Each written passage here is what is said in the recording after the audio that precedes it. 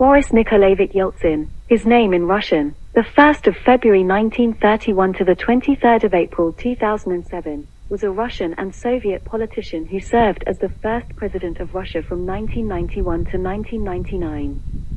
He was a member of the Communist Party of the Soviet Union from 1961 to 1990 for 29 years. He later stood as a political independent, during which time he was viewed as being ideologically aligned with liberalism and Russian nationalism. Yeltsin was born in Butka, Ural Oblast, to a poor family.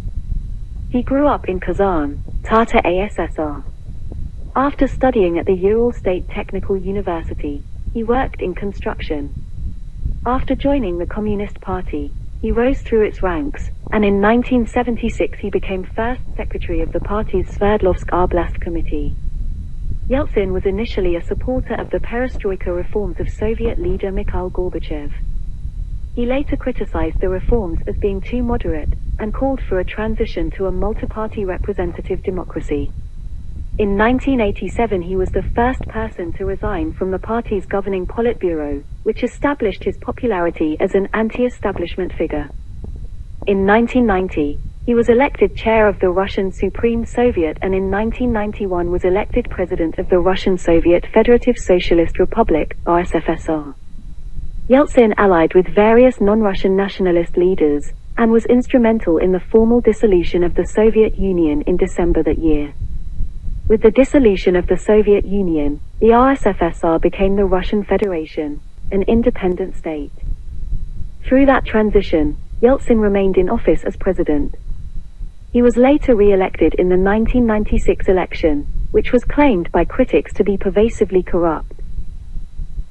Yeltsin transformed Russia's command economy into a capitalist market economy by implementing economic shock therapy, market exchange rate of the ruble, nationwide privatization, and lifting of price controls.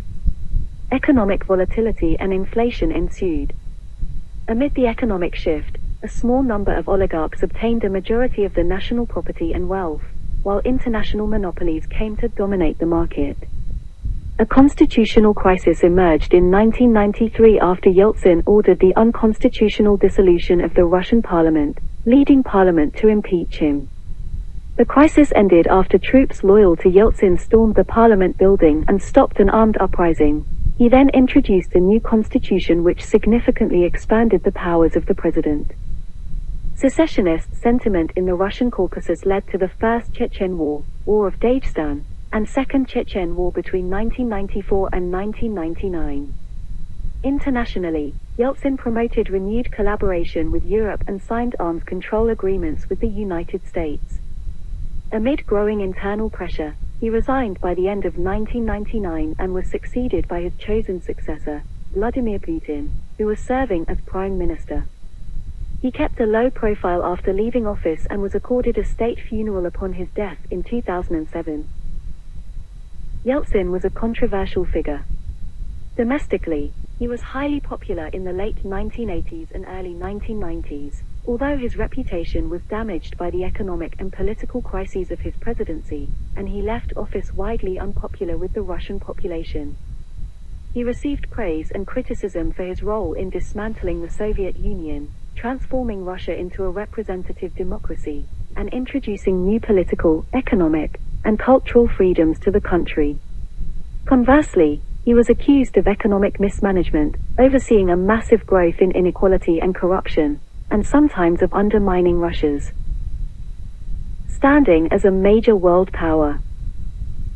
Boris Yeltsin was born on the 1st of February 1931 in the village of Butka, Telitsky district, Sverdlovsk Oblast, then in the Russian Soviet Federative Socialist Republic, one of the republics of the Soviet Union. His family, who were ethnic Russians, had lived in this area of the Urals since at least the 18th century. His father, Nikolai Yeltsin, had married his mother, Klavdia Vasilyevna Starogina, in 1928. Yeltsin always remained closer to his mother than to his father. The latter beat his wife and children on various occasions. The Soviet Union was then under the dictatorship of Joseph Stalin, who led the one-party state governed by the Communist Party of the Soviet Union. seeking to convert the country into a socialist society according to Marxist-Leninist doctrine. In the late 1920s, Stalin's government had initiated a project of mass rural collectivization coupled with dekulakization. As a prosperous farmer, Yeltsin's paternal grandfather, Ignatii, was accused of being a kulak in 1930. His farm, which was in Basmanovo, was confiscated, and he and his family were forced to reside in a cottage in nearby Butka. There, Nikolai and Ignatii's other children were allowed to join the local kolkhoz or collective farm, but Ignatii himself was not. He and his wife, Anna, were exiled in 1934 to Nadezhdinsk, where he died 2 years later. As an infant, Yeltsin was christened in the Russian Orthodox Church. His mother was devout, and his father unobservant. In the years after his birth, the area was hit by the famine of 1932 to 1933. Throughout his childhood, Yeltsin was often hungry. In 1932, Yeltsin's parents moved to Kazan, where Yeltsin attended kindergarten. There, in 1934, the OGPU State Security Services arrested Nikolai, accused him of anti-Soviet agitation, and sentenced him to 3 years in the Dmitrov labor camp. Yeltsin and his mother then were ejected from their residence and were taken in by friends. Klavdia worked at a garment factory in her husband's absence. In October 1936, Nikolai returned. In July 1937, the couple's second child, Mikhail, was born. That month, they moved to Berezniki, in Perm Krai, where Nikolai got work on a potash combine project. There, in July 1944, they had a third child, the daughter, Valentina. Between 1939 and 1945, Yeltsin received a primary education at Berezniki's Railway School No. 95. Academically, he did well at primary school and was repeatedly elected class monitor by fellow pupils. There, he also took part in activities organized by the Komsomol and Vladimir Lenin All-Union Pioneer Organization. This overlapped with Soviet involvement in the Second World War, during which Yeltsin's paternal uncle, Andrian, served in the Red Army and was killed. From 1945 to 1949, Yeltsin studied at the Municipal Secondary School No. 1, also known as Pushkin High School. Yeltsin did well at secondary school, and there took an increasing interest in sport, becoming captain of the school's volleyball squad. He enjoyed playing pranks and in one instance played with a grenade, which blew off the thumb and index finger of his left hand. With friends, he would go on summer walking expeditions in the adjacent taiga, sometimes for many weeks. In September 1949, Yeltsin was admitted to the Ural Polytechnic Institute, UPI, in Sverdlovsk. He took the stream in industrial and civil engineering, which included courses in maths, physics, materials and soil science, and draftsmanship. He was also required to study Marxist-Leninist doctrine and choose a language course, for which he selected German, although never became adept at it. Tuition was free and he was provided a small stipend to live on, which he supplemented by unloading railway trucks for a small wage. Academically, he achieved high grades, although temporarily dropped out in 1952 when afflicted with tonsillitis and rheumatic fever. He devoted much time to athletics, and joined the UPI volleyball team. He avoided any involvement in political organizations while there. During the summer 1953 break, he traveled across the Soviet Union, touring the Volga, Central Russia, Belarus, Ukraine, and Georgia. Much of the travel was achieved by hitchhiking on freight trains. It was at UPI that he began a relationship with Nina Iosifovna Jurina, a fellow student who would later become his wife. Yeltsin completed his studies in June 1955. Leaving the Ural Polytechnic Institute, Yeltsin was assigned to work with the Lower Izet Construction Directorate in Sverdlovsk. At his request, he served the first year as a trainee in various building trades. He quickly rose through the organization's ranks. In June 1956 he was promoted to foreman or master, and in June 1957 was promoted again, to the position of work superintendent or prorab.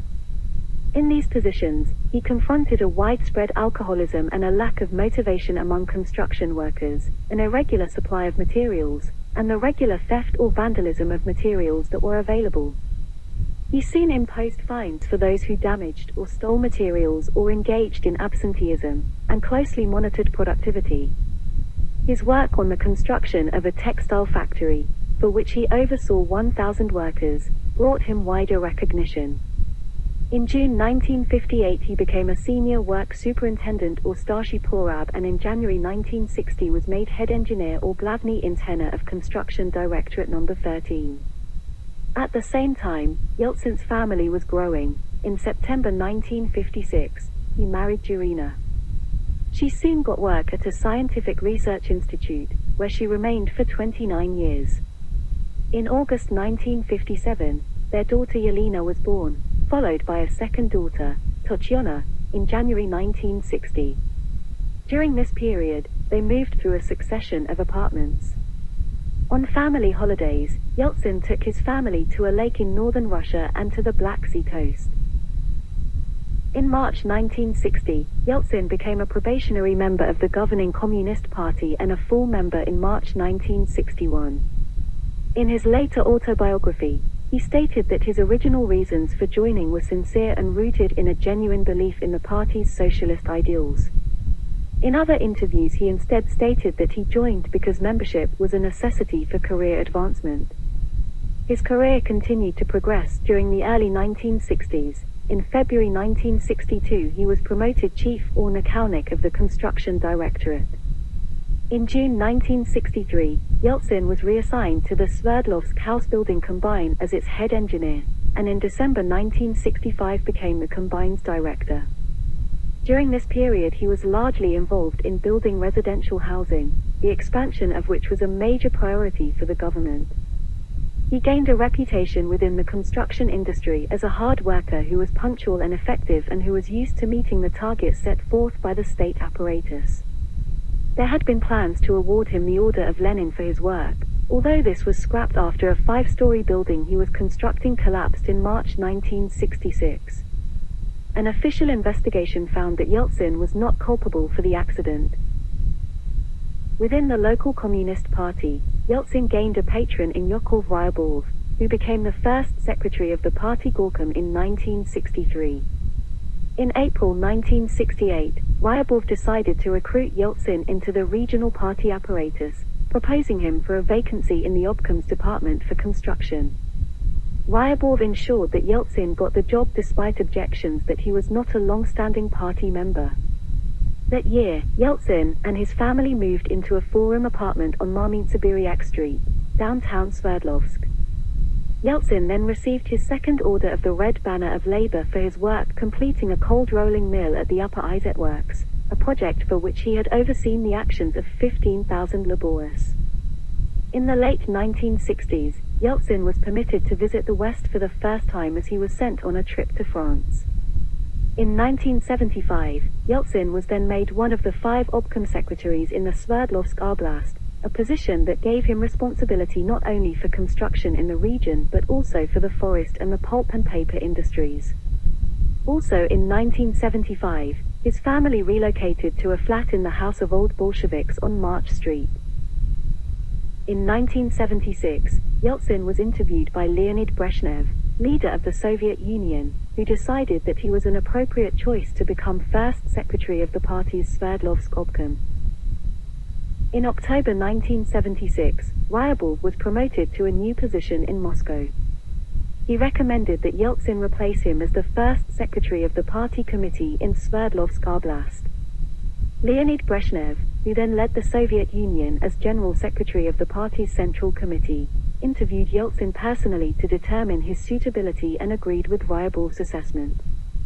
At the Central Committee's recommendation, the Sverdlovsk Obkom then unanimously voted to appoint Yeltsin as its first secretary. This made him one of the youngest provincial first secretaries in the RSFSR, and gave him significant power within the province. Where possible, Yeltsin tried to improve consumer welfare in the province, arguing that it would make for more productive workers. Under his provincial leadership, work started on various construction and infrastructure projects in the city of Sverdlovsk, including a subway system, the replacement of its barracks housing, new theaters, and a circus, the refurbishment of its 1912 Opera House, and youth housing projects to build new homes for young families. In September 1977, Yeltsin carried out orders to demolish the Ipatiev House, the location where the Romanov royal family had been killed in 1918, over the government's fears that it was attracting growing foreign and domestic attention. He was also responsible for punishing those living in the province who wrote or published material that the Soviet government considered to be seditious or damaging to the established order. Yeltsin sat on the Civil Military Collegium of the Urals Military District and attended its field exercises. In October 1978, the Ministry of Defense gave him the rank of colonel. Also in 1978, Yeltsin was elected without opposition to the Supreme Soviet. In 1979, Yeltsin and his family moved into a 5-room apartment at the Working Youth Embankment in Sverdlovsk. In February 1981, Yeltsin gave a speech to the 25th CPSU Congress and on the final day of the Congress was selected to join the Communist Party Central Committee. Yeltsin's reports to party meetings reflected the ideological conformity that was expected within the authoritarian state. Yeltsin played along with the personality cult surrounding Brezhnev, but he was contemptuous of what he saw as the Soviets' leaders' vanity and sloth. He later claimed to have quashed plans for a Brezhnev museum in Sverdlovsk. While first secretary, his worldview began to shift, influenced by his reading. He kept up with a wide range of journals published in the country and also claimed to have read an illegally printed samizdat copy of Alexander Solzhenitsyn's The Gulag Archipelago. Many of his concerns about the Soviet system were prosaic rather than ideological, as he believed that the system was losing effectiveness and beginning to decay. He was increasingly faced with the problem of Russia's place within the Soviet Union. Unlike other republics in the country, the RSFSR lacked the same levels of autonomy from the central government in Moscow. In the early 1980s, he and Yuri Petrov privately devised a tripartite scheme for reforming the Soviet Union that would involve strengthening the Russian government, but it was never presented publicly. By 1980, Yeltsin had developed the habit of appearing unannounced in factories, shops, and public transport to get a closer look at the realities of Soviet life. In May 1981, he held a question-and-answer session with college students at the Sverdlovsk Youth Palace, where he was unusually frank in his discussion of the country's problems. In December 1982, he then gave a television broadcast for the region in which he responded to various letters. This personalized approach to interacting with the public brought disapproval from some Communist Party figures, such as First Secretary of Taiman Oblast, Gennady Bogomyakov, although the Central Committee showed no concern. In 1981, he was awarded the Order of Lenin for his work. The following year, Brezhnev died and was succeeded by Yuri Andropov, who in turn ruled for 15 months before his own death. Yeltsin spoke positively about Andropov. Andropov was succeeded by another short-lived leader, Konstantin Chernenko. After his death, Yeltsin took part in the Central Committee plenum which appointed Mikhail Gorbachev the new General Secretary of the party, and thus de facto head of government, in March 1985. Gorbachev was interested in reforming the Soviet Union and, at the urging of Yegor Ligachev, the organizational secretary of the Central Committee, soon summoned Yeltsin to meet with him as a potential ally in his efforts. Yeltsin had some reservations about Gorbachev as a leader, deeming him controlling and patronizing, but committed himself to the latter's project of reform. In April 1985, Gorbachev appointed Yeltsin as the head of the construction department of the party's Central Committee. Although it entailed moving to the capital city, Yeltsin was unhappy with what he regarded as a demotion. There, he was issued a nomenklatura flat at 52nd Voskaya Street, where his daughter Totyana and her son and husband soon joined him and his wife. Gorbachev soon promoted Yeltsin to secretary of the Central Committee for Construction and Capital Investment, a position within the powerful CPSU Central Committee Secretariat, a move approved by the Central Committee plenum in July 1985. With Gorbachev's support, in December 1985, Yeltsin was installed as the first secretary of the Moscow Gorkom of the CPSU. He was now responsible for managing the Soviet capital city, which had a population of 8.7 million. In February 1986, Yeltsin became a candidate or non-voting member of the Politburo. At that point he formally left the Secretariat to concentrate on his role in Moscow. Over the coming year he removed many of the old secretaries of the Gorkom, replacing them with younger individuals, particularly with backgrounds in factory management. In August 1986, Yeltsin gave a 2-hour report to the party conference in which he talked about Moscow's problems, including issues that had previously not been spoken about publicly. Gorbachev described the speech as a strong fresh wind for the party. Yeltsin expressed a similar message at the 22nd Congress of the CPSU in February 1986 and then in a speech at the House of Political Enlightenment in April. On the 10th of September 1987, after a lecture from hardliner Yegor Ligachev at the Politburo for allowing 2 small unsanctioned demonstrations on Moscow streets, Yeltsin wrote a letter of resignation to Gorbachev, who was holidaying on the Black Sea. When Gorbachev received the letter he was stunned, as nobody in Soviet history had voluntarily resigned from the ranks of the Politburo. Gorbachev phoned Yeltsin and asked him to reconsider. On the 27th of October 1987 at the plenary meeting of the Central Committee of the CPSU, Yeltsin, frustrated that Gorbachev had not addressed any of the issues outlined in his resignation letter, asked to speak.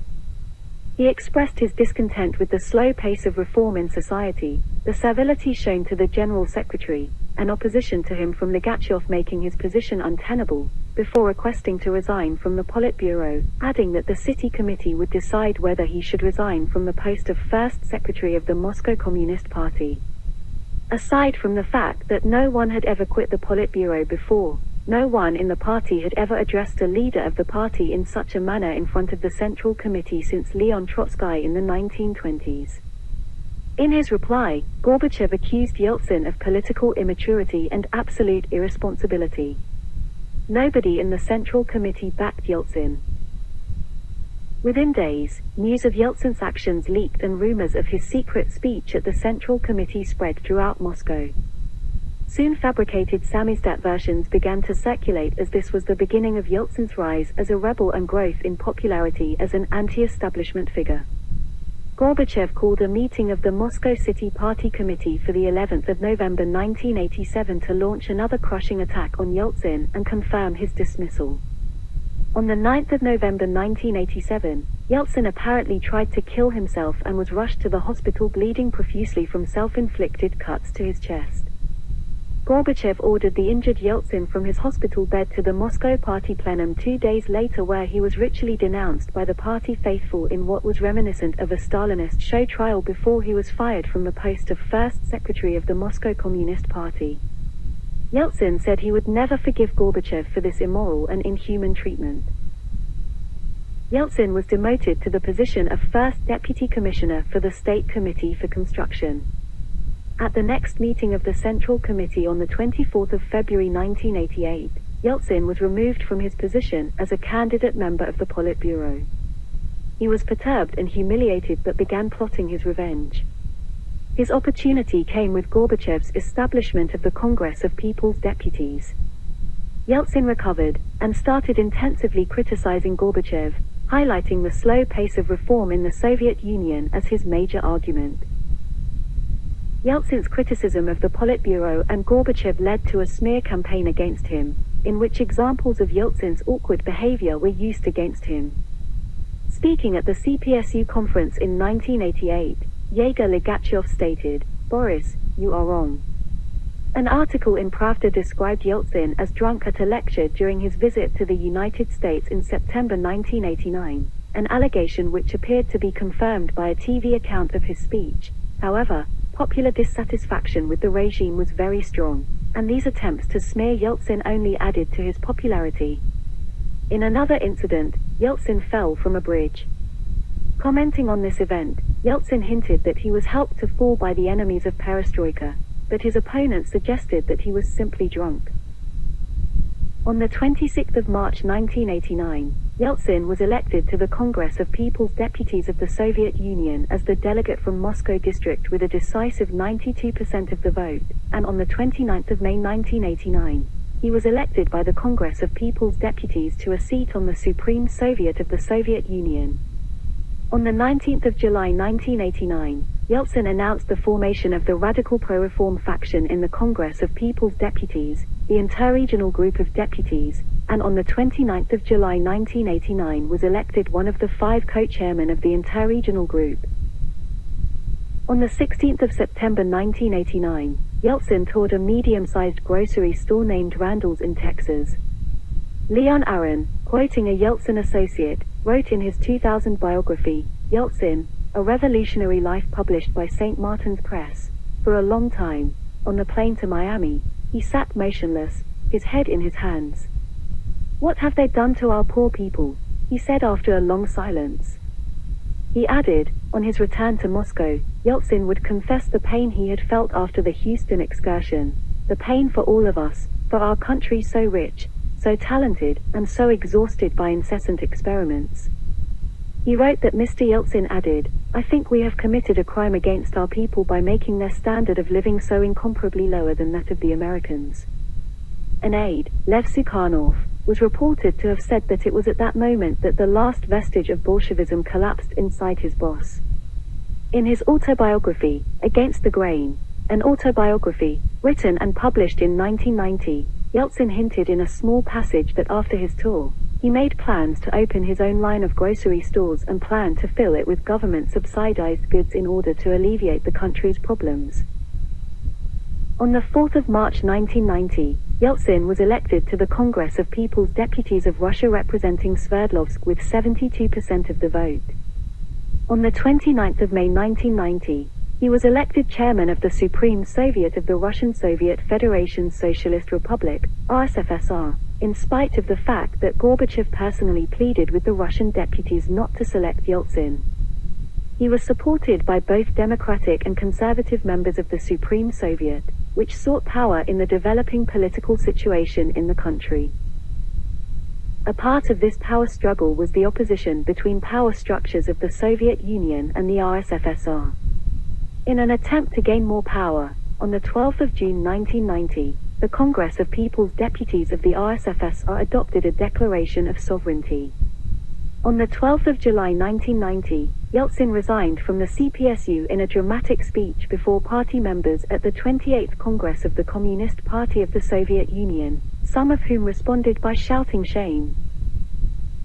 On the 12th of June 1991, Yeltsin won 57% of the popular vote in the democratic presidential elections for the Russian Republic, defeating Gorbachev's preferred candidate, Nikolai Ryzhkov, who got just 16% of the vote, and 4 other candidates. In his election campaign, Yeltsin criticized the dictatorship of the center, but did not suggest the introduction of a market economy. Instead, he said that he would put his head on the rail track in the event of increased prices. Yeltsin took office on the 10th of July, and reappointed Ivan Selayev as chairman of the Council of Ministers of the Russian SFSR. On the 18th of August 1991, a coup against Gorbachev was launched by the government members opposed to perestroika. Gorbachev was held in Crimea while Yeltsin raced to the White House of Russia, the residence of the Supreme Soviet of the RSFSR in Moscow, to defy the coup, making a memorable speech from atop the turret of a tank onto which he had climbed. The White House was surrounded by the military, but the troops defected in the face of mass popular demonstrations.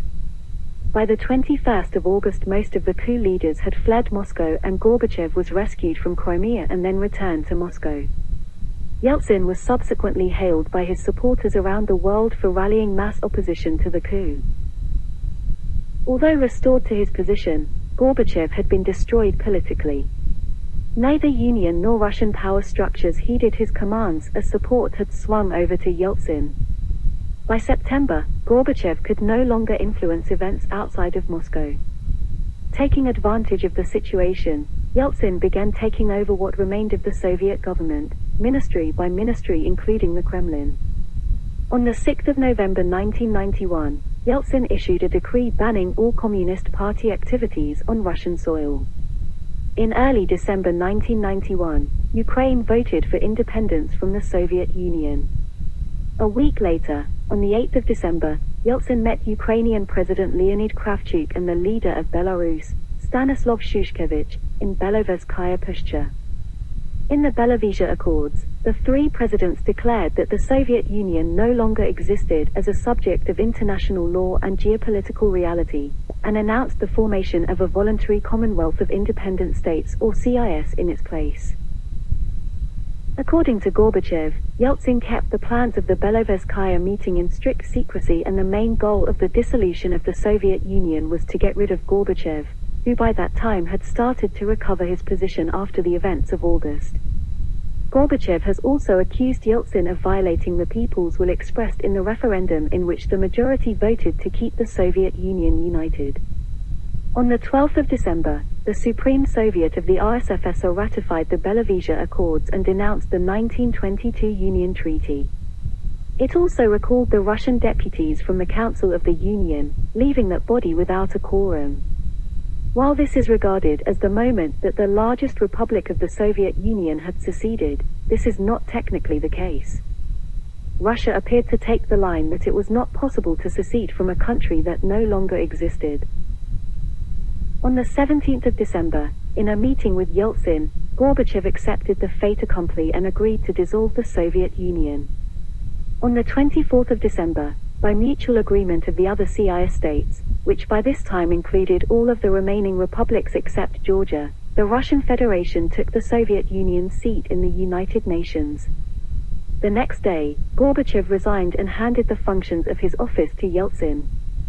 On the 26th of December, the Council of the Republics, the upper house of the Supreme Soviet, voted the Soviet Union out of existence, thereby ending the world's oldest, largest, and most powerful communist state.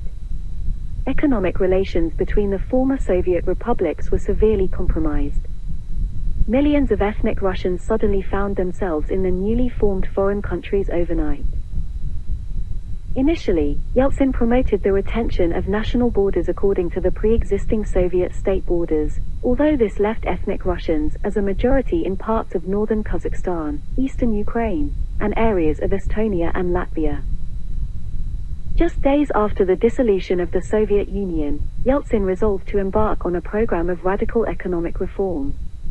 Improving on Gorbachev's reforms, which sought to expand democracy in the socialist system, the new regime aimed to completely dismantle socialism and fully implement capitalism, converting the world's largest command economy into a free market one. During early discussions of this transition, Yeltsin's advisors debated issues of speed and sequencing, with an apparent division between those favoring a rapid approach and those favoring a gradual or slower approach. On January 1, 1992, Yeltsin signed accords with U.S. President George H.W. Bush, declaring the Cold War officially over after nearly 47 years. On the 2nd of January 1992, Yeltsin, acting as his own prime minister, ordered the liberalization of foreign trade, prices, and currency. At the same time, Yeltsin followed a policy of macroeconomic stabilization, a harsh austerity regime designed to control inflation. Under Yeltsin's stabilization program, interest rates were raised to extremely high levels to tighten money and restrict credit. To bring state spending and revenues into balance, Yeltsin raised new taxes heavily, cut back sharply on government subsidies to industry and construction, and made steep cuts to state welfare spending. In early 1992, prices skyrocketed throughout Russia, and a deep credit crunch shut down many industries and brought about a protracted depression. The reforms devastated the living standards of much of the population, especially the groups dependent on Soviet-era state subsidies and welfare programs. Through the 1990s, Russia's GDP fell by 50%, vast sectors of the economy were wiped out, inequality and unemployment grew dramatically, whilst incomes fell. Hyperinflation, caused by the Central Bank of Russia's loose monetary policy, wiped out many people's personal savings, and tens of millions of Russians were plunged into poverty. Most of Yeltsin's time as president was plagued by economic contraction. Crude oil prices continued to fall during the 1990s, following the trend during the late 1980s. Some economists argue that in the 1990s, Russia suffered an economic downturn more severe than the United States or Germany had undergone 6 decades earlier in the Great Depression. Russian commentators and even some Western economists, such as Marshall Goldman, widely blamed Yeltsin's economic program for the country's disastrous economic performance in the 1990s. Many politicians began to quickly distance themselves from the program. In February 1992, Russia's Vice President, Alexander Rutskoy, denounced the Yeltsin program as economic genocide. By 1993, conflict over the reform direction escalated between Yeltsin on the one side, and the opposition to radical economic reform in Russia's parliament on the other. Throughout 1992, Yeltsin wrestled with the Supreme Soviet of Russia and the Congress of People's Deputies for control over government, government policy, government banking, and property. In the course of 1992, the Speaker of the Russian Supreme Soviet, Ruslan Kazbilatov, came out in opposition to the reforms, despite claiming to support Yeltsin's overall goals. In December 1992, the 7th Congress of People's Deputies succeeded in turning down the Yeltsin-backed candidacy of Yegor Gaidar for the position of Russian Prime Minister. An agreement was brokered by Valery Zorkin, chairman of the Constitutional Court, which included the following provisions: a national referendum on the new constitution, Parliament and Yeltsin would choose a new head of government, to be confirmed by the Supreme Soviet, and the Parliament was to cease making constitutional amendments that changed the balance of power between the legislative and executive branches. Eventually, on the 14th of December, Viktor Chernomyrdin, widely seen as a compromise figure, was confirmed in the office. The conflict escalated soon, however, with the Parliament changing its prior decision to hold a referendum.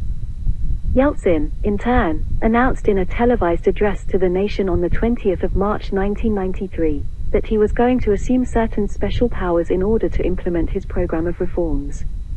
In response, the hastily called 9th Congress of People's Deputies attempted to remove Yeltsin from presidency through impeachment on the 26th of March 1993. Yeltsin's opponents gathered more than 600 votes for impeachment, but fell 72 votes short of the required two-thirds majority.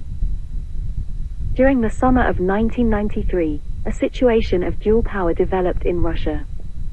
From July, two separate administrations of the Chelyabinsk Oblast functioned side by side, after Yeltsin refused to accept the newly elected pro-parliament head of the region. The Supreme Soviet pursued its own foreign policies, passing a declaration on the status of Sevastopol. In August, a commentator reflected on the situation as follows: the president issues decrees as if there were no Supreme Soviet, and the Supreme Soviet suspends decrees as if there were no president, stated the newspaper, Izvestia, the 13th of August 1993. On the 21st of September 1993, in breach of the Constitution, Yeltsin announced in a televised address his decision to disband the Supreme Soviet and Congress of People's Deputies by decree. In his address, Yeltsin declared his intent to rule by decree until the election of the new parliament and a referendum on a new constitution, triggering the constitutional crisis of October 1993. On the night after Yeltsin's televised address, the Supreme Soviet declared Yeltsin removed from the presidency for breaching the constitution, and Vice President Alexander Rutskoy was sworn in as acting president. Between the 21st and the 24th of September, Yeltsin was confronted by popular unrest. Demonstrators protested the terrible living conditions under Yeltsin. Since 1989, GDP had declined by half.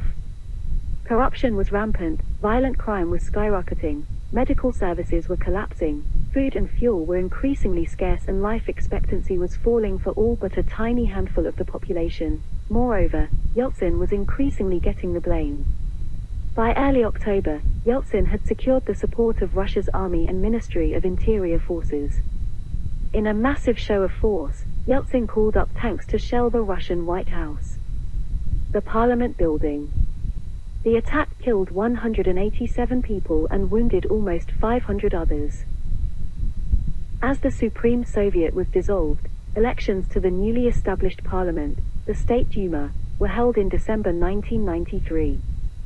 Candidates associated with Yeltsin's economic policies were overwhelmed by a huge anti-Yeltsin vote, the bulk of which was divided between the Communist Party and ultranationalists.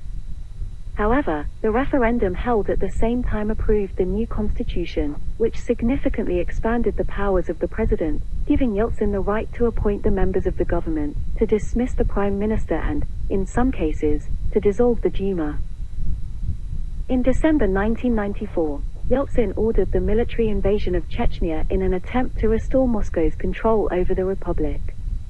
Nearly 2 years later, Yeltsin withdrew federal forces from the devastated Chechnya under a 1996 peace agreement brokered by Alexander Leib, Yeltsin's then security chief. The peace deal allowed Chechnya greater autonomy but not full independence. The decision to launch the war in Chechnya dismayed many in the West. Time magazine wrote, "Then, what was to be made of Boris Yeltsin? Clearly he could no longer be regarded as the democratic hero of Western myth.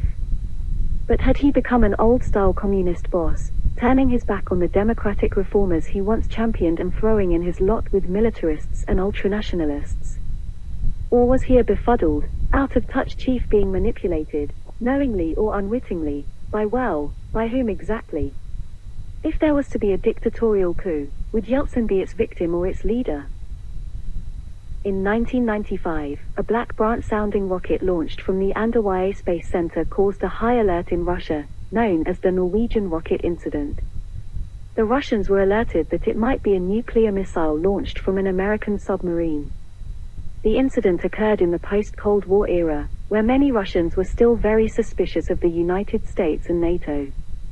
A full alert was passed up through the military chain of command all the way to Yeltsin, who was notified, and the nuclear briefcase, known in Russia as Chaget, used to authorize nuclear launch, was automatically activated. Russian satellites indicated that no massive attack was underway, and he agreed with advisors that it was a false alarm. Following the dissolution of the Soviet Union, Yeltsin promoted privatization as a way of spreading ownership of shares in former state enterprises as widely as possible to create political support for his economic reforms. In the West, privatization was viewed as the key to the transition from communism in Eastern Europe, ensuring a quick dismantling of the Soviet-era command economy to make way for free market reforms. In the early 1990s, Anatoly Chubais, Yeltsin's deputy for economic policy, emerged as a leading advocate of privatization in Russia. In late 1992, Yeltsin launched a program of free vouchers as a way to give mass privatization a jump-start. Under the program, all Russian citizens were issued vouchers, each with a nominal value of around 10,000 rubles, for the purchase of shares of select state enterprises. Although each citizen initially received a voucher of equal face value, within months the majority of them converged in the hands of intermediaries who were ready to buy them for cash right away. In 1995, as Yeltsin struggled to finance Russia's growing foreign debt and gain support from the Russian business elite for his bid in the 1996 presidential elections, the Russian president prepared for a new wave of privatization, offering stock shares in some of Russia's most valuable state enterprises in exchange for bank loans. The program was promoted as a way of simultaneously speeding up privatization and ensuring the government a cash infusion to cover its operating needs. However, the deals were effectively giveaways of valuable state assets to a small group of tycoons in finance, industry, energy, telecommunications, and the media, who came to be known as oligarchs in the mid-1990s. This was due to the fact that ordinary people sold their vouchers for cash. The vouchers were bought by a small group of investors. By mid-1996, substantial ownership shares over major firms were acquired at very low prices by a handful of people. Boris Berezovsky, who controlled major stakes in several banks and the national media, emerged as one of Yeltsin's most prominent supporters. Along with Berezovsky, Mikhail Khodorkovsky, Vladimir Potanin, Vladimir Bogdanov, Rem Vyakurev, Vagit Elektorov, Alexander Smolensky, Viktor Vekselberg, Mikhail Friedman, and a few years later Roman Abramovich, were habitually mentioned in the media as Russia's oligarchs. On the 5th of December 1991, Senator Jesse Helms, ranking member of the minority on the U.S. Senate Committee on Foreign Relations, wrote to Yeltsin concerning U.S. servicemen who were POWs or MIAs, the status of thousands and thousands of American servicemen who are held by Soviet and other communist forces, and who were never repatriated after every major war this century, is of grave concern to the American people. Yeltsin responded with a statement made on the 15th of June 1992, whilst being interviewed on board his presidential jet en route to the United States. Our archives have shown that it is true some of them were transferred to the territory of the USSR and were kept in labor camps. We can only surmise that some of them may still be alive. On the 10th of December 1991, 5 days after Helms had written to Yeltsin regarding American servicemen, he again wrote to Yeltsin, this time concerning Korean Airlines Flight 007, KAL-007, requesting information concerning possible survivors, including Georgia Congressman Larry McDonald, and their whereabouts. One of the greatest tragedies of the Cold War was the shoot-down of the Korean Airlines Flight 007 by the armed forces of what was then the Soviet Union on the 1st of September 1983. The KAL-007 tragedy was one of the most tense incidences of the entire Cold War. However, now that relations between our two nations have improved substantially, I believe that it is time to resolve the mysteries surrounding this event. Clearing the air on this issue could help further to improve relations. Senator Jesse Helms, writing to Yeltsin, the 10th of December 1991. In March 1992, Yeltsin handed over KAL-007's black box without its tapes to South Korean President Roh Tae-woo at the end of the plenary session of the South Korean National Assembly, saying, "We apologize for the tragedy and are trying to settle some unsolved issues." Yeltsin released the tapes of the KAL-007's black box, its digital flight data recorder and cockpit voice recorder, to the International Civil Aviation Organization, ICAO, on the 8th of January 1993. For years the Soviet authorities had denied possessing these tapes. The openness of Yeltsin about POW, MIA and KAL-007 matters may also have signaled his willingness for more openness to the West. In 1992, which he labeled the window of opportunity, he was willing to discuss biological weapons with the United States and admitted that the Sverdlovsk anthrax leak of the 2nd of April 1979, which Yeltsin had originally been involved in concealing, had been caused as the result of a mishap at a military facility. The Russian government had maintained that the cause was contaminated meat. The true number of victims in the anthrax outbreak at Sverdlovsk, about 850 miles, 1,368 kilometers east of Moscow, is unknown. In February 1996, Yeltsin announced that he would seek a second term in the 1996 Russian presidential election in the summer. The announcement followed weeks of speculation that Yeltsin was at the end of his political career because of his health problems and growing unpopularity in Russia. At the time, Yeltsin was recuperating from a series of heart attacks. Domestic and international observers also noted his occasionally erratic behavior. When campaigning began in early 1996, Yeltsin's popularity was close to being non-existent. Meanwhile, the opposition Communist Party had already gained ground in parliamentary voting on the 17th of December 1995, and its candidate, Gennady Zyuganov, had a strong grassroots organization, especially in the rural areas and small towns, and appealed effectively to memories of the old days of Soviet prestige on the international stage and the domestic order under state socialism. Panic struck the Yeltsin team when opinion polls suggested that the ailing president could not win. Some members of his entourage urged him to cancel the presidential elections and effectively rule as a dictator from then on. Instead, Yeltsin changed his campaign team, assigning a key role to his daughter, Tatyana Dyachenko, and appointing Chubais as campaign manager.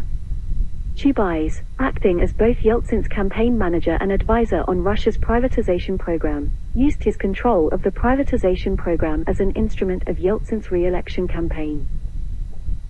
In mid-1996, Chubais and Yeltsin recruited a team of a handful of financial and media oligarchs to bankroll the Yeltsin campaign and guarantee favorable media coverage to the president on national television and in leading newspapers. In return, Chubais allowed well-connected Russian business leaders to acquire majority stakes in some of Russia's most valuable state-owned assets.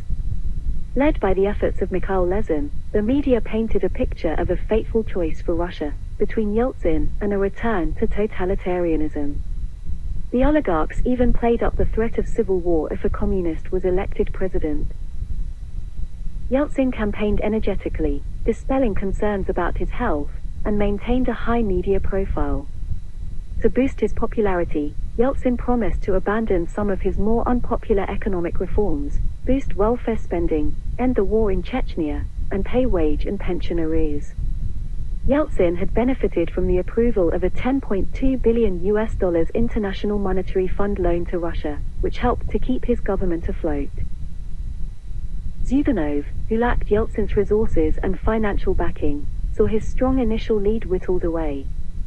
After the first round on the 16th of June, Yeltsin appointed a highly popular candidate, Alexander Liebd, who finished in third place in the first round, Secretary of the Security Council of Russia, sacked at the latter's behest Defense Minister Pavel Grachev, and on the 20th of June sacked a number of his Siloviki, one of them being his Chief of Presidential Security Alexander Korjakov. Viewed by many as Yeltsin's eminence grise, meaning grey eminence, which is a French term describing a powerful decision-maker or advisor behind the scene. In the runoff on the 3rd of July, with a turnout of 68.9%, Yeltsin won 53.8% of the vote and Zyuganov 40.7%, with the rest, 5.9%, voting against all. Yeltsin underwent emergency quintuple heart bypass surgery in November 1996, and remained in the hospital for months. During his presidency, Russia received $40 billion in funds from the International Monetary Fund and other international lending organizations. However, his opponents alleged that most of these funds were stolen by people from Yeltsin's circle and placed into foreign banks. In 1998, a political and economic crisis emerged when Yeltsin's government defaulted on its debts, causing financial markets to panic and the ruble to collapse in the 1998 Russian financial crisis. During the 1999 Kosovo War, Yeltsin strongly opposed the NATO military campaign against Yugoslavia, and warned of possible Russian intervention if NATO deployed ground troops to Kosovo. In televised comments he stated, "I told NATO, the Americans, the Germans, don't push us towards military action. Otherwise there will be a European war for sure and possibly a world war." Yeltsin said that NATO's bombing of Yugoslavia trampled upon the foundations of international law and the United Nations Charter. On the 9th of August 1999, Yeltsin fired his Prime Minister, Sergei Stepashin, and for the fourth time, fired his entire cabinet. In Stepashin's place, he appointed Vladimir Putin, relatively unknown at that time, and announced his wish to see Putin as his successor. In late 1999, Yeltsin and US President Bill Clinton openly disagreed on the war in Chechnya. At the November meeting of the Organization for Security and Cooperation in Europe, Clinton pointed his finger at Yeltsin and demanded he halt bombing attacks that had resulted in many civilian casualties. Yeltsin immediately left the conference. In December, whilst visiting China to seek support on Chechnya, Yeltsin replied to Clinton's criticism of a Russian ultimatum to citizens of Grozny. He bluntly pronounced, "Yesterday, Clinton permitted himself to put pressure on Russia. It seems he has for a minute, for a second, for half a minute, forgotten that Russia has a full arsenal of nuclear weapons. He has forgotten about that." Clinton dismissed Yeltsin's comment stating, "I didn't think he'd forgotten that America was a great power when he disagreed with what I did in Kosovo." It fell to Putin to downplay Yeltsin's comments and present reassurances about US and Russian relations. On the 15th of May 1999, Yeltsin survived another attempt of impeachment, this time by the Democratic and Communist opposition in the State Duma. He was charged with several unconstitutional activities, including the signing of the Belavesha Accords dissolving the Soviet Union in December 1991, the coup d'état in October 1993, and initiating the war in Chechnya in 1994. None of these charges received the two-thirds majority of the Duma required to initiate the process of impeachment of the president. With Pavel Borodin as the Kremlin property manager, Swiss construction firm Mabitex was awarded many important Russian government contracts. They were awarded the contracts to reconstruct, renovate and refurbish the former Russian Federation Parliament, the Russian Opera House, State Duma, and the Moscow Kremlin. In 1998, the Prosecutor General of Russia, Yuri Skuratov, opened a bribery investigation against Mabutex, accusing its chief executive officer Behet Pakoli of bribing Yeltsin and his family. Swiss authorities issued an international arrest warrant for Pavel Borodin, the official who managed the Kremlin's property empire.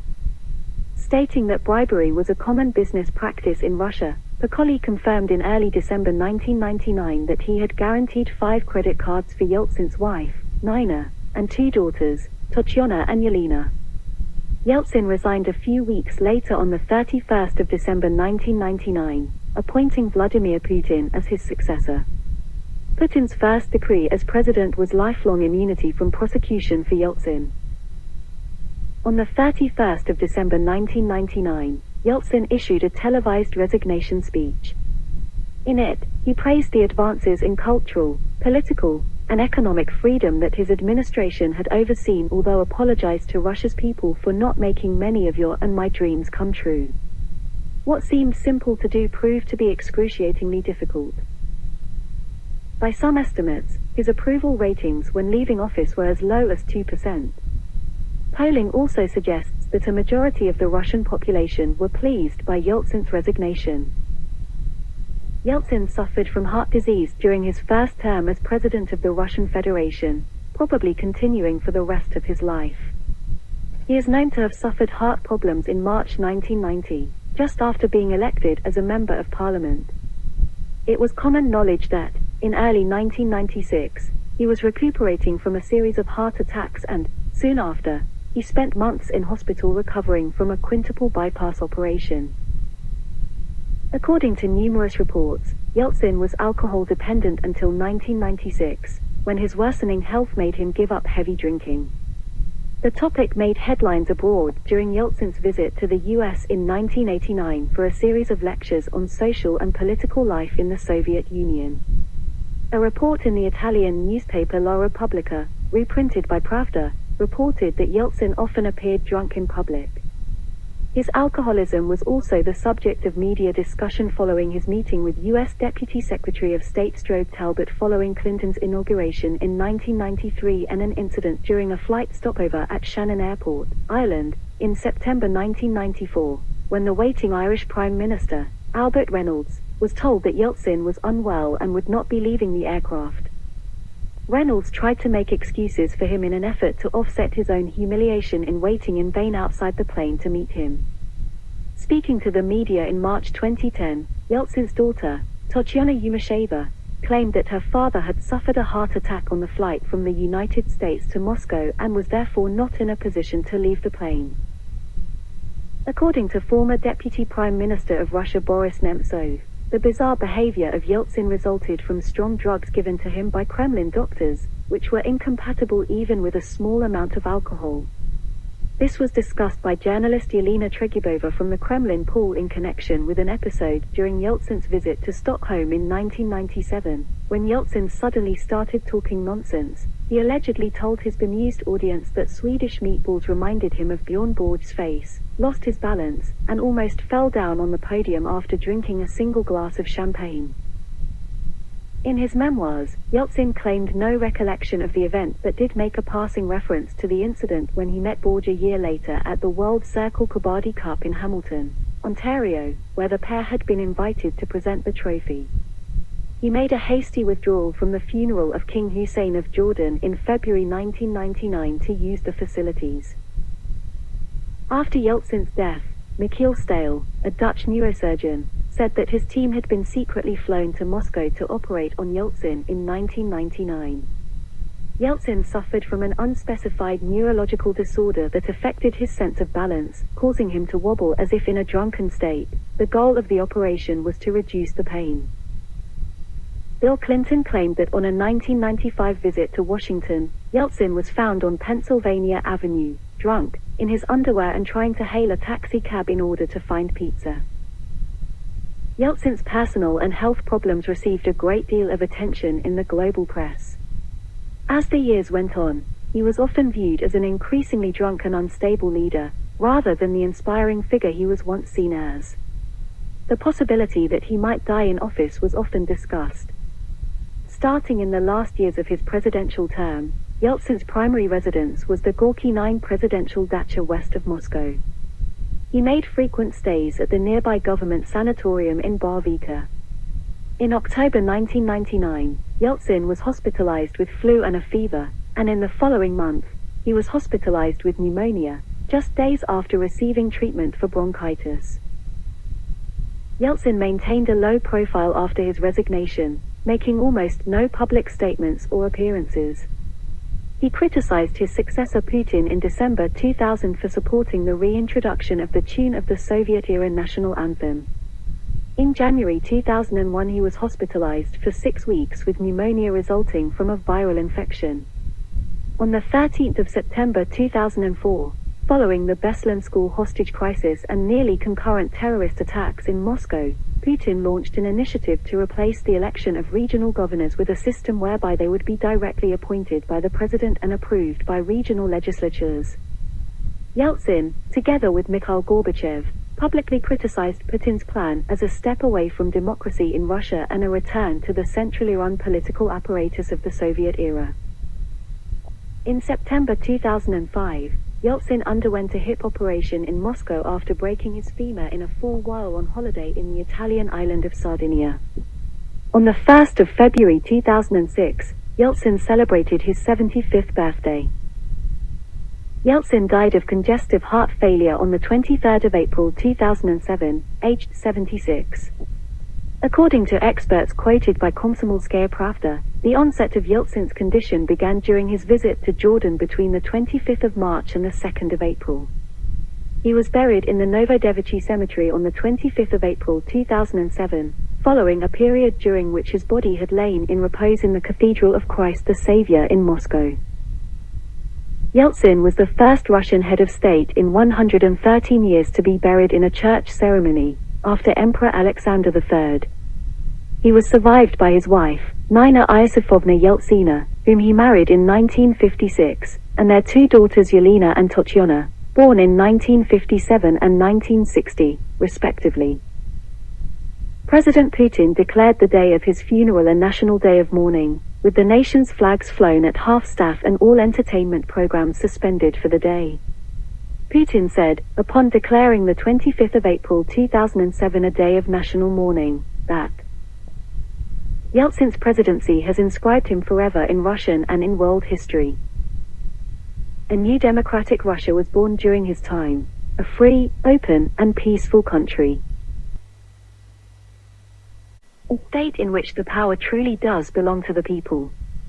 The first president of Russia's strength consisted in the mass support of Russian citizens for his ideas and aspirations. Thanks to the will and direct initiative of President Boris Yeltsin, a new constitution, one which declared human rights a supreme value, was adopted. It gave people the opportunity to freely express their thoughts, to freely choose power in Russia, to realize their creative and entrepreneurial plans. This constitution permitted us to begin building a truly effective federation. We knew him as a brave and a warm-hearted, spiritual person. He was an upstanding and courageous national leader. And he was always very honest and frank while defending his position. Yeltsin assumed full responsibility for everything he called for everything he aspired to. For everything he tried to do and did do for the sake of Russia, for the sake of millions of Russians. And he invariably took upon himself, let it in his heart, all the trials and tribulations of Russia, people's difficulties and problems. Shortly after the news broke, former Soviet leader Mikhail Gorbachev issued a statement, saying, "I express my profoundest condolences to the family of the deceased, who had major deeds for the good of the country as well as serious mistakes behind him. It was a tragic destiny." During the late Soviet period, Yeltsin's ideological worldview began to shift. Colton argued that populism and a non-ethnic Russianism had begun to enter Yeltsin's thinking while he was first secretary of Sverdlovsk. In the late 1980s, Yeltsin told the Athens daily newspaper Kathimerini that "I regard myself as a social democrat," adding, "Those who still believe in communism are moving in the sphere of fantasy." Linking Yeltsin with liberal Russian nationalism, Alfred B. Evans described Yeltsin as having exerted a crucial influence on the development of Russian nationalism. Yeltsin helped to channel the aspirations of Russian nationalism in ways that did not lead to clashes with the nationalisms of other national groups within the Soviet Union. As head of the Russian SFSR, he stressed the specific interests of the Russian Republic within the broader Soviet Union. Evans compared Yeltsin's turn away from the empire building of the Soviet Union to the ideas of the writer and dissident Alexander Solzhenitsyn, who had called in the 1980s for Russia to extricate itself from the Soviet Union. However, Evans thought that Yeltsin still appeared to believe by 1990 that the Ukrainians and Belarusians, as fellow East Slavic nationalities, would want to remain politically united with Russia in federal form. By 1991, it was obvious that this would not occur as the Ukrainian population favored full independence. Over the course of his presidency, he made increasing concessions to right-wing ethnic Russian nationalism by expressing growing concern over the fate of ethnic Russians in neighboring countries. Colton described Yeltsin as a man who teemed with inner complexities, who exhibited both a mathematical cast of mind and a taste for adventure, noting that Yeltsin had the intuition for grasping a situation holistically. Colton thought Yeltsin could be bullheaded and restless. Evans noted that in Yeltsin's autobiography, the leader appeared to view himself as more of a Soviet person than a Russian. Throughout his life, Yeltsin sustained a number of health problems which he would usually try to conceal. As a child, he sustained both a broken nose and a maimed hand, physical attributes he remained self-conscious about. In public, he would often conceal his left hand under the table or behind his tie. He was also deaf on the right side due to a middle ear infection. Although his mother was a devout Orthodox Christian, Yeltsin did not grow up as a practitioner, only becoming so in the 1980s and 1990s. Yeltsin stated that his style of management was tough and that he demanded strict discipline and fulfillment of promises. Yeltsin was a workaholic. At UPI University, he developed the habit of sleeping for only 4 hours at night. He was punctual and very strict regarding the tardiness of his subordinates. He had an excellent memory, and enjoyed reading. By 1985 his family had around 6,000 volumes in their possession. At UPI University, he was known for enjoying practical jokes. He enjoyed listening to folk songs and pop tunes, and from youth could play the ложки spoons. Until poor health stopped him in the 1990s, Yeltsin enjoyed swimming in icy water, and throughout his life started each day with a cold shower. He also loved using the banya steam bath. Yeltsin also enjoyed hunting and had his own collection of hunting guns. He liked to give watches and other keepsakes to his employees, often as a means of motivating them to work harder. He disliked people swearing, and when frustrated or angry, he was known to often snap pencils in his hand. Yeltsin had a high tolerance for alcohol, and by the 1980s he was drinking alcohol at or above the average for the party elite. Yeltsin's favorite writer was Anton Chekhov, although he also enjoyed the work of Sergei Yesenin and Alexander Pushkin. Colton described Yeltsin as having a husky baritone voice. Doda and Branson noted that Yeltsin was a hero for young Russians, a cult figure to those who were not necessarily anti-communists but who were filled with bitterness and apathy from the Brezhnev years. They noted he was ebullient, almost outrageously open, and also charismatic. They added that Yeltsin presented himself as a true working-class hero when challenging the Soviet administration. Yeltsin had nevertheless always wanted a son. Yelena briefly married a school friend, Alexei Fefilov, against her parents' wishes. They had a daughter, Yekaterina, in 1979, before separating. Yelena then married an Aeroflot pilot, Valery Okulov, with whom she had a second daughter, Maria, in 1983. Yeltsin's other daughter, Tatyana, married fellow student Vilen Kyrulin, an ethnic Tatar, while studying at Moscow State University in 1980.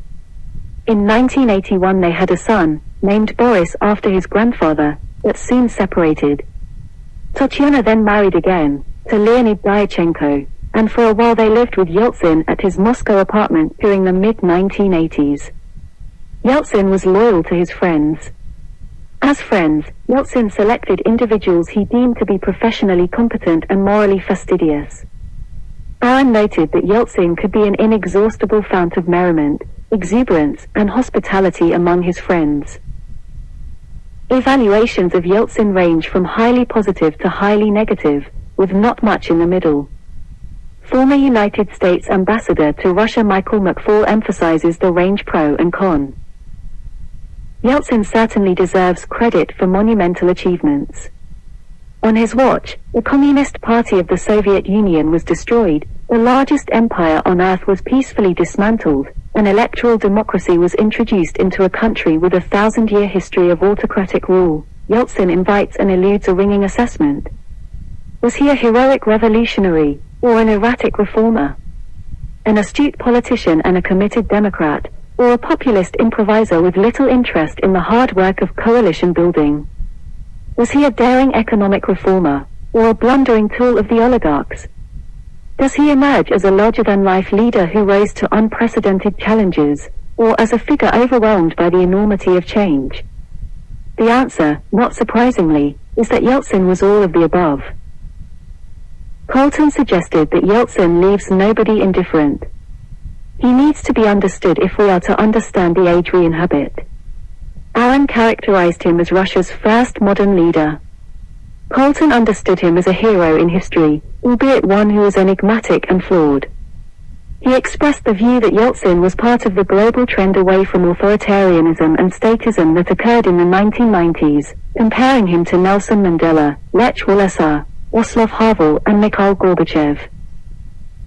In the years following his presidency, there was comparatively little interest among biographers and historians in researching Yeltsin's life. Ryabov, who was formerly a close ally of Yeltsin's, claimed that his actions in the 1990s revealed that he was a turncoat, meaning a person who shifts allegiance from one's political loyalty or ideal to another, betraying or deserting an original cause by switching to the opposing side or party. In April 2008, a new memorial to Yeltsin was dedicated in Moscow's Novodevichy Cemetery, to mixed reactions. At the memorial service, a military chorus performed Russia's national anthem, an anthem that was changed shortly after the end of Yeltsin's term, to follow the music of the old Soviet anthem, with lyrics reflecting Russia's new status. In 2013, a memorial sculpture in relief, dedicated to Yeltsin, was erected on Nun Street, at the base of the Paculai Stairs in Tallinn, for his contribution to the peaceful independence of Estonia during 1990 to 1991. In 2015, the Boris Yeltsin Presidential Center was opened in Yekaterinburg. During his career as a figure in the Soviet Union and Russia, Yeltsin received 10 medals and awards, from both for his service to the state. From the Soviet Union, 1. The Order of the Badge of Honor in 1966, for achievements in implementing the 7-year plan targets for construction. 2. The Jubilee Medal in commemoration of the 100th anniversary of the birth of Vladimir Ilyich Lenin in 1969. 3. The Order of the Red Banner of Labor, twice, in August 1971 for services in carrying out a 5-year plan and in January 1974 for achievements in the construction of the first stage of cold rolling shop at the Verkhoysetsky metallurgical plant in Sverdlovsk. 4. The Jubilee Medal 30 Years of Victory in the Great Patriotic War 1941 to 1945 in 1975. 5. The Jubilee Medal 60 Years of the Armed Forces of the USSR in 1978. 6. The Gold Medal, Exhibition of Economic Achievements in 1981 and 7. The Order of Lenin in 1981 for services to the Communist Party and Soviet state and his 50th birthday. From Russia, 8. The Order for Merit to the Fatherland, First Class in 2001 for a particularly outstanding contribution to the establishment and development of the Russian state. 9. The Medal in commemoration of the 1000th anniversary of Kazan in 2006. And 10. The Medal in memory of the Army as a volunteer in March 2012. Awarded posthumous for a high contribution to the remembrance of the Great Patriotic War, with respect for the history of the Russian state, and for his contribution to the preservation of names of victims in conflicts in defense of the homeland.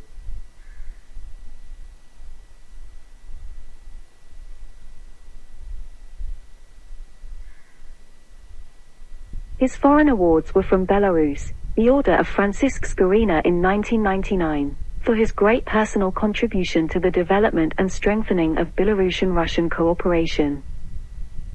From Kazakhstan, the Order of the Golden Eagle in 1997.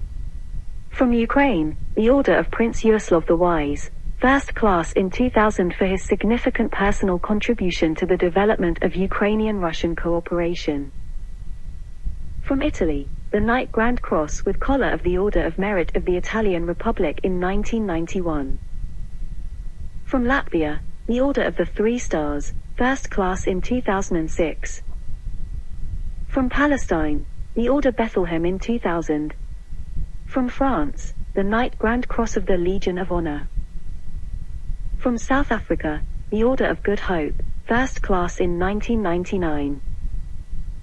From Lithuania, the Medal of January in 1992, and the Grand Cross of the Order of the Cross of Vitis in 2011, awarded posthumously, and from Mongolia, the Order for Personal Courage in October 2001. His departmental awards were from Russia, the Gorchakov Commemorative Medal by the Russian Foreign Ministry in 1998, and from the International Olympic Committee, the Golden Olympic Order in 1993. His religious awards were from Russia, the Order of Saint Blessed Grand Prince Dmitry Donskoy, First Class from the Russian Orthodox Church in 2006. From Greece, Chevalier of the Order of the Chain of the Holy Sepulchre from the Greek Orthodox Church of Jerusalem, in 2000. His titles were Honorary Citizen of Sverdlovsk Oblast, Russia in 2010, awarded posthumously. Of Kazan in 2005. Of Samara Oblast in 2006. Honorary Citizen of Yerevan, Armenia in 2002. Of Turkmenistan in 1993 and of Corfu, Greece in 1994.